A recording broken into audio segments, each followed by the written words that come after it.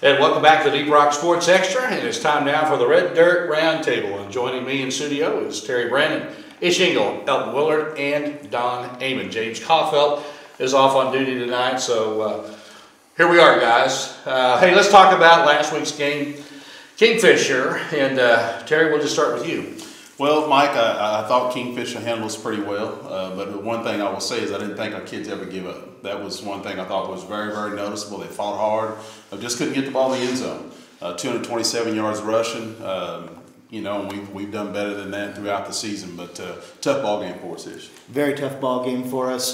Defensively, the numbers make it look not so great, but when you actually sit down and look at it, with the exception of Nick Smith, who ran pretty much all night wherever he wanted, no one else did. The rest of the team was able to shut down. Most of their rushers had negative carries. So defense played strong, played their hearts out. No real long pass plays. Even with that height disparity. So got to give it up to the defense. They played better than the stats indicate. True, I thought the defense did a pretty good job on most everything. We had a few missed things, little things that we noticed in the press box. James and I talked about it. That was just little things, little mistakes. Being young, you're going to make those mistakes on defense. They were big up front. They handled us pretty well on the offensive side up front. And toward the end of the game, their defensive line was starting to handle us pretty good too. But our guys was still blocking hard, or running hard. Our running backs just kept on putting their head down, running over people and making some gains. We just come into a little bit of bad luck at a time or two. Fumble a ball and they get a return back for a touchdown. Well, I can't say this enough. I mean, they're returning state champions. They're going to look a little bit differently, than all the other teams in the state in that class. So probably the best offense and defense we've seen thus far this season. Oh, sure. Yeah, absolutely. Don? Well, I was going to say exactly what you just said, Mike. They are returning state champs. They played like state champions. They came in and took care of business. They looked like a good football team. They played like a good football team. They were big. They were massive. A couple of the guys I hear are going to D1 schools. But the one thing I want to talk about is quit. I want to talk about the fact that our Tigers don't quit. Nope. I don't know if anybody's paid attention. I know the coaches probably have. But in the last 8 games, we're 2-6.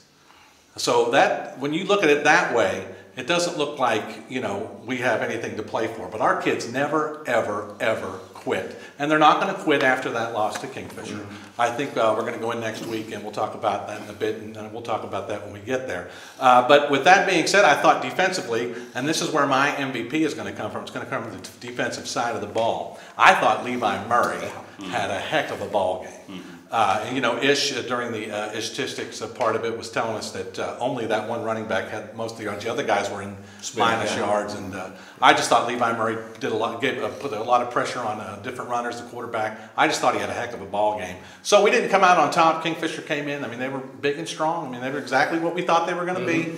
And but I have to give it up to Levi Murray. Levi Murray is going to be my MVP for this week. Elton? You're right. Murray had a great game. Houchins had another big game. I thought our defensive backfield did a better job this week than what we did the week before at Perkins, covering passes and that kind of thing. One kid that showed up for me this week in the defensive backfield, not only Blake Burton, but we also had, one other, and now I'm drawing a blank for some reason, our freshman or sophomore that's running and run kicks back. Trey Morris. I thought he showed up this week in the defensive backfield. Yeah, he really did. And I thought he never quit. Yeah, I thought he did a great job this week. So probably my pick this week is between Blake Burton and and they talk about the size advantage.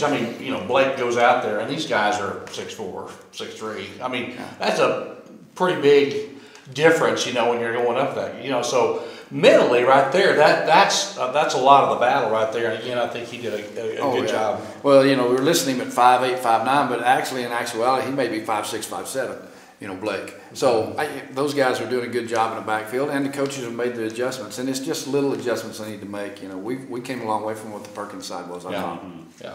And even on the offensive side, there's a couple of things, a couple of plays there. I kept thinking, here comes Tyler Watkins. We're going to see Tyler Watkins out there.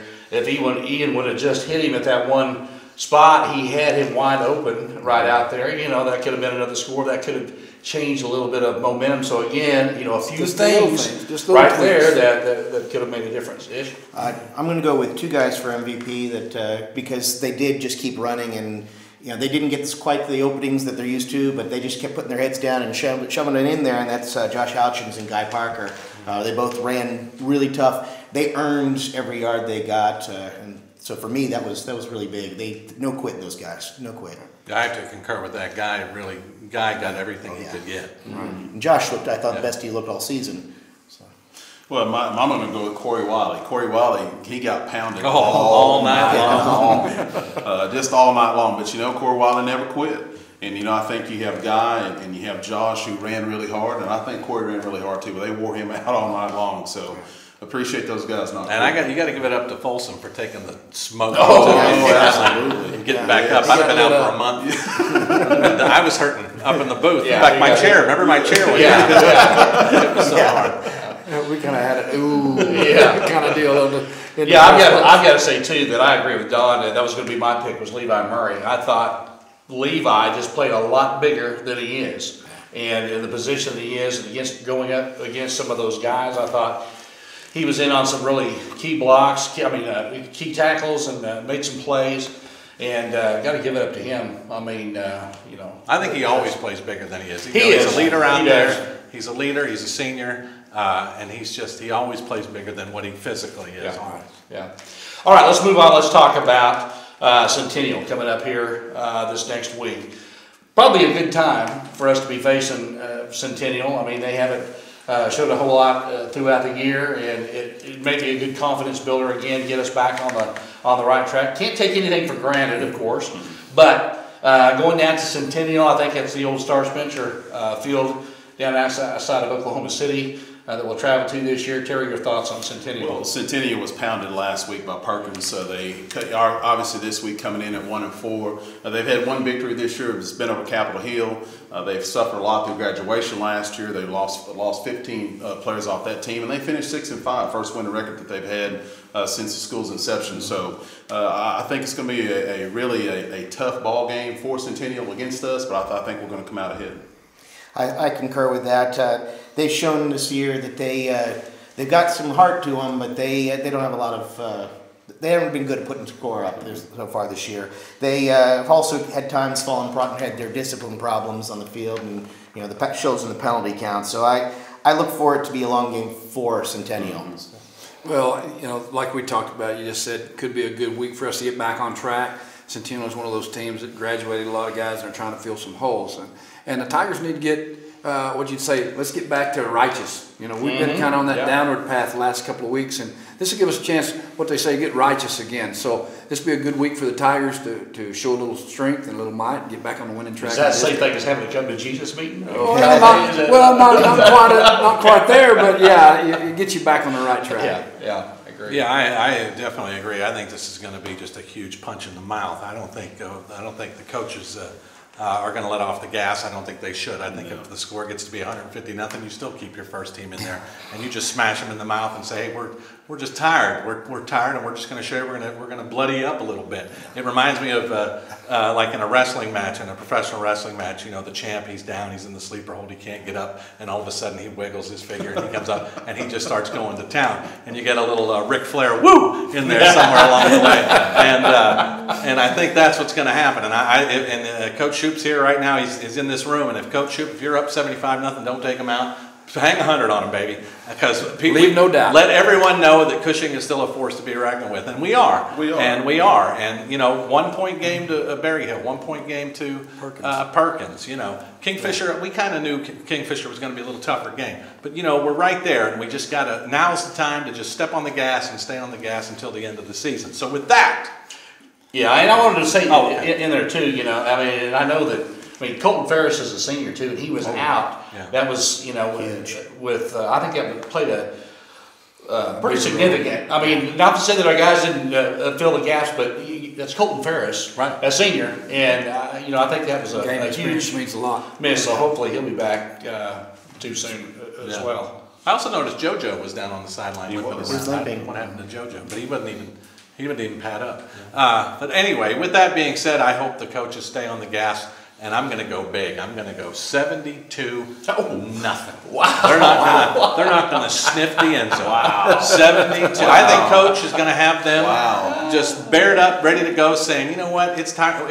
We got to get quitting hitting the mouth. It's time for us to hit somebody in the mouth, and we're going to get out the big rock'em sock'em robot and knock their chin up in the air. So 72-zip. That's what I got. 72-zip. Well, hey, I think Coach Hancock and the rest of the especially on defense, Coach Hancock has been close. First part of the season at Cleveland, we had a chance for a shutout, and he just missed that shutout. He's wanting a shutout this year. I think he gets it this week. But at Cleveland, he let the younger kids play. Well, that's true because we were up, and I understand that. But this week, I think he wants that shutout, and I think our defense as a whole wants that shutout too, guys. And they want to go down there and prove themselves to show that we still got fight in the Tiger. The Tiger's not down; he's just been wounded a little bit.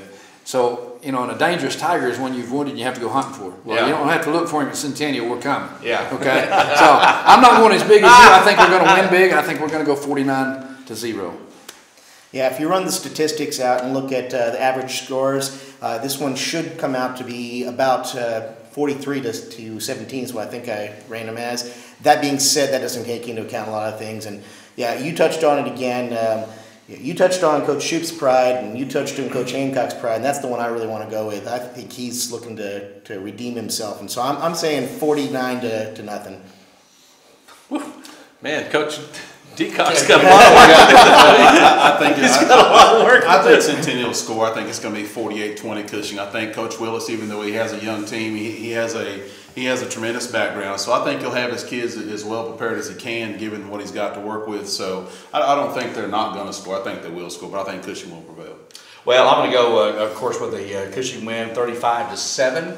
I think that it'll be a good game, but I think we'll have control of it from the very beginning. So we're going to go with that 35-7. We'll see how our predictions hold up this week. Okay, we'll put it up there. Terry was close on the part. Yeah, he was close.